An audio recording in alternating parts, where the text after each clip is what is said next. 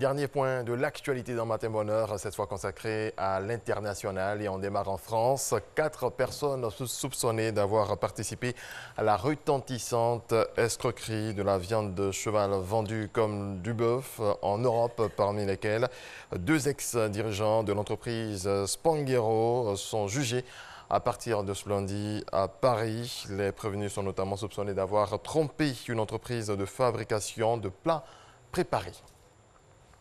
Le géant américain Google a écopé hier d'une amende record de 50 millions d'euros, environ 33 milliards de francs CFA, infligée par l'autorité française chargée de la protection des données privées qui estime insuffisante l'information sur l'exploitation des données personnelles de ses utilisateurs. L'organisation a été saisie par des plaintes déposées séparément par 2 associations de défense des droits des internautes. Dans un sous-sol de Dublin, les réserves d'or s'accumulent à mesure que la date du Brexit approche. Leurs propriétaires, beaucoup d'investisseurs nord-irlandais inquiets d'une sortie du Royaume-Uni de l'Union européenne sans accord. Reportage. Serrures renforcées, lecteurs d'empreintes digitales. Dans ce sous-sol d'un immeuble de Dublin, on ne plaisante pas avec la sécurité. Et pour cause, ce coffre-fort abrite les lingots d'or de la société irlandaise Merion Vaults.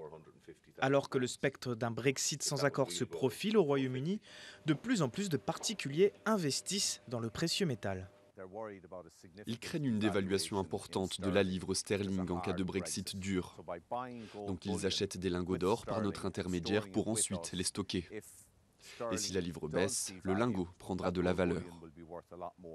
Dans ces quelques 3000 coffres, lingots et pièces s'accumulent depuis le référendum de 2016.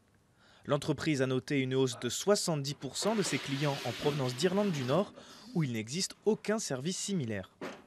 L'instabilité de la livre sterling a rendu l'or particulièrement attractif, alors que la monnaie britannique plongeait à son plus bas depuis 1985 après le vote du Brexit. Les cours de l'or étaient partis à la hausse. L'impact le plus net du Brexit sur la demande en or au Royaume-Uni a eu lieu au moment du vote. Dans les mois qui ont précédé et ceux qui ont suivi, nous avons vu une augmentation de l'activité autour de l'or. Mais cela s'est probablement un peu essoufflé au cours des 2 dernières années. Je pense que de nombreux investisseurs souffrent d'une lassitude liée au Brexit. Si le futur de l'Irlande reste au cœur des négociations entre le Royaume-Uni et l'Union européenne, les investisseurs espèrent, eux, réussir à transformer le Brexit en un plan en or.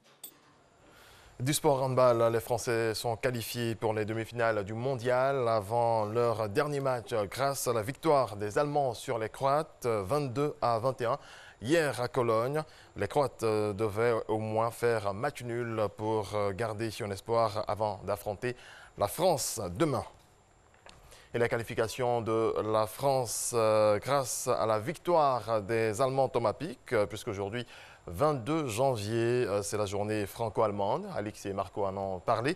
Une journée qui marque la naissance du traité de l'Élysée signé le 22 janvier 1963 et qui avait l'ambition d'ancrer la réconciliation franco-allemande au sein de la société. C'est la fin de ce point de l'actualité. Très bonne journée à toutes et à tous.